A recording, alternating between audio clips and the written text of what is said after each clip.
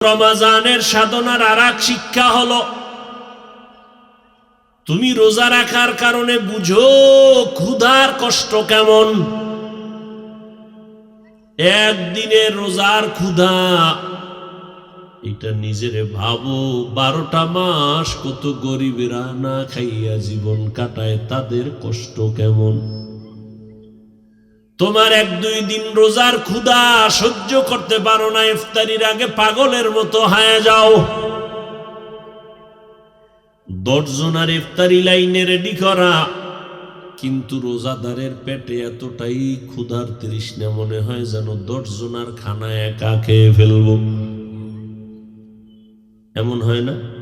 কিন্তু আল্লাহ পাকের কুদরত, 10 জনের খানা তুমি একা খাইবা যে মনের টান, কিন্তু 1 গ্লাস শরবত পান করলে দেখো ক্ষুধা থাকে না, নিজের প্লেটের খানাও নিজে শেষ করতে পারি না। তাহলে একদিনের ক্ষুধার কষ্ট কেমন, এই জমিনে গরিব যারা আছে তাদের 12 মাসের ক্ষুধার কষ্ট কেমন। ও আল্লাহর বান্দা, এটা যখন তুমি বুঝতেছো, এবার গরিবের হক আদায় করার চেষ্টা করো। রমজানে আদায় করো, অন্য মাসেও আদায় করো। গরিবের হক আদায় করার এক পথ হলো নফল দান সাদকা করো। দ্বিতীয় আর একটা বাধ্যতামূলক ফরজ আমল হলো যাকাত আদায় করো।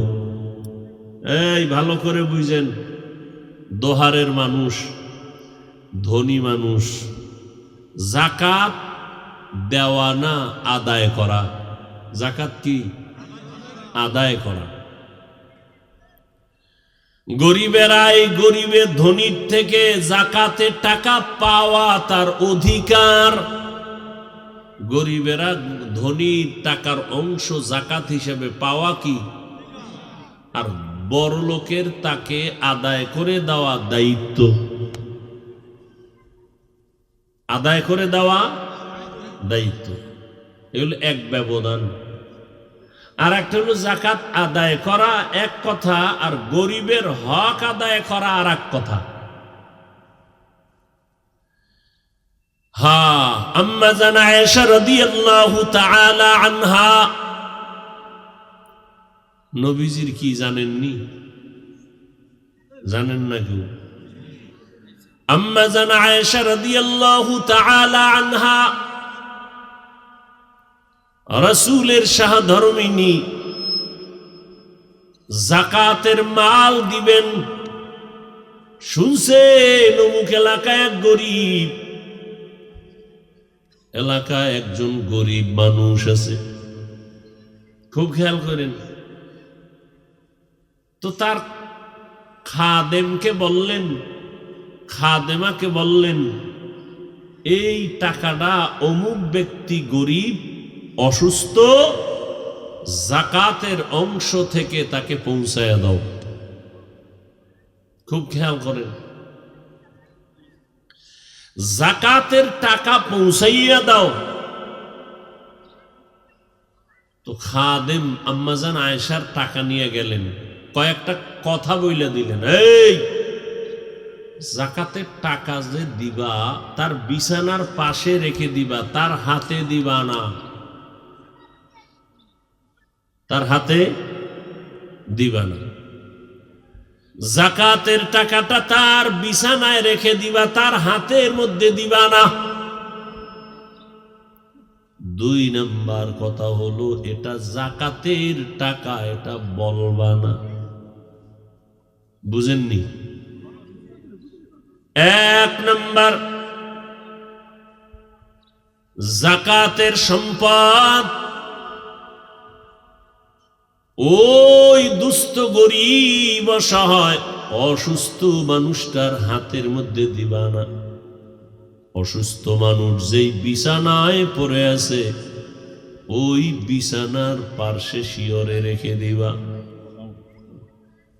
নাম্বার 2, যাকাতের টাকা যে দিবা তাকে এটা বলবা না।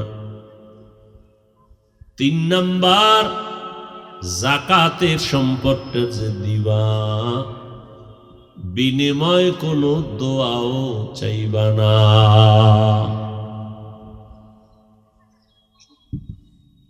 কথা বুঝেননি? জাকাতটা দিলেন কে? খবর নেই। নাম কি?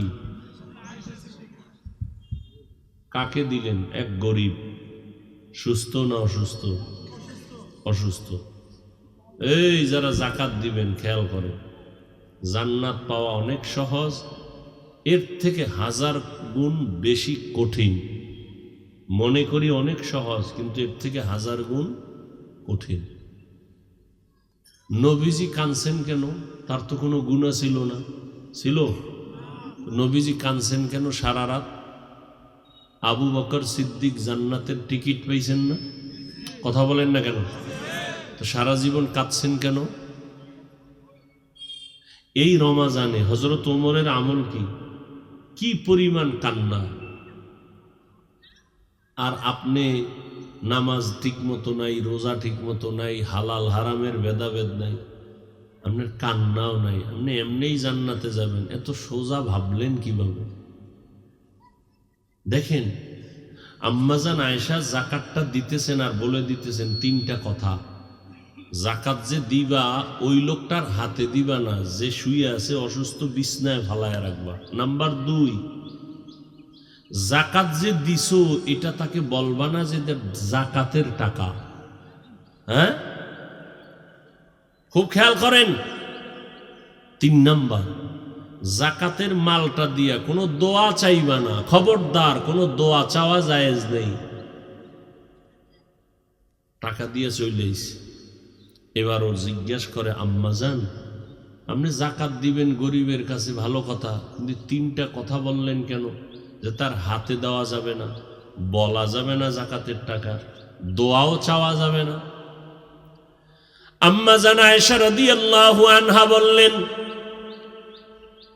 জাকাতের টাকা যদি তুমি দিতে যাইতা তার হাতে, তার হাত থাকতো নিচে, তোমার হাত থাকতো উপরে, তাহলে তুমি হইতা দাতা, সে হতো গ্রহিতা।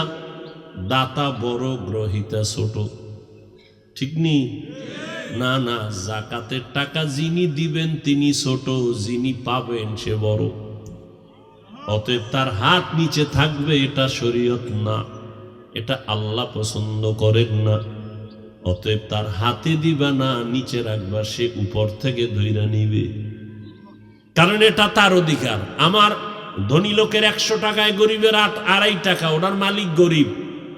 বড় লোক যদি না দিয়া খায়, ওর মাইয়া ফোলা ভঙ্গু হয়ে যাবে মরার আগে। আল্লাহ কইছে, বড় লোক তোরে 100 টাকা দিলাম, ধইরা রাখ, আমানত। এখানে 2.5 টাকা গরিবের, তাহলে গরিবের আমানতটা ধইরা রাখলে 2.5 টাকা, এটা টাইম মতো দিবা। বিনিময় বড় লোক কয় টাকা পাইল? 97 টাকা 8 আনা। বড় লোক কইব, আল্লাহ গরিবেরটা আমারে দিলা কেন? ওটা ওরেই দিতা। কয় না, ও ধরে রাখতে পারবে না। তোমার যেহেতু 97 টাকা 8 আনা আছে, তুমি এটা দিয়া লড়াই চারায় খাও। গরিবের 2.5 টাকা তোমার কাছে জমা রাখো, কারণ ও ভেঙ্গে ফেলবে, রাখতে পারবে না, সময় মতো রে দিয়ে দিবা। তাহলে জাকাত আদায় করা না দেওয়া? জাকাত দেওয়া না কি আদায় করা ফরজ, আর দেওয়াটা দায়িত্ব। গরিব জাকাত পাওয়াটা অধিকার। তাহলে জাকাত দেওয়া এটা কিন্তু অনুদান না, অনুগ্রহ না। জাকাত গরিবের দেওয়া এটা দয়া না। জাকাতের টাকা গরিবের কাছে পৌঁছায় দাও, এটা কি না? আম্মাজান আয়েশা বললেন, কোনো দোয়া চাইবা না জাকাতের টাকা দিয়া। কেন? সে এটা পাওনাদার, আমি আরো ঋণী। সে তো পাওনাদার, তার অধিকার বেশি। আমি তো 2.5 টাকা ঋণী গরিবের কাছে। অতএব এটা দিবে, এর বিনিময়ে কোনো দোয়া চাওয়া যাবে না, কারণ এটা দয়া না। আমি দয়া করলে না দোয়া চাবো, এটা তো দয়া করি না, বরং আমার ঋণের বোঝাটা হালকা করলাম, গরিবের দিয়ে কি করলাম? হালকা করলাম। দেখেন, আমরা বুঝি পুরো উল্টা। শরীয়ত কি বলে আর আমরা পুরাটা কি উল্টা। দোকানে লেখা জাকাতের কাপড়, অথচ আম্মাজান বললেন এই মালটা দেখানোই যাবে না, বলাও যাবে না যে জাকাতের কাপড়। জাকাত যে খাওয়ার উপযুক্ত তাকে দিয়ে দাও, তাকে বলতে হবে না এটা জাকাত। গরিবের জাকাত খাওয়া হালাল, এটা তার অধিকার, বলে দিতে হবে না এটা জাকাত দিলাম। ও যা মনে চায় তাই করুক, ও মালিক হয়ে গেছে। এখন যদি নদীতে ফালায় দেয় এটা ওর বিষয়। কথা বুঝাইতে পারছি? নেই অন টাইম কাপড়, কথা ঠিক? কেন দোকানেও কত জাতের কাপড় আছে, লিখতে হবে কেন জাকাতের কাপড়? বড় কঠিন কথা। আল্লাহ বুঝার তৌফিক দান করে। এরপরে আর একটা বলছি, জাকাত আদায় করা আর গরিবকে দেওয়া। জাকাত আদায় করে দেওয়া আর একটা হলো গরিবের হক আদায় করে দেওয়া।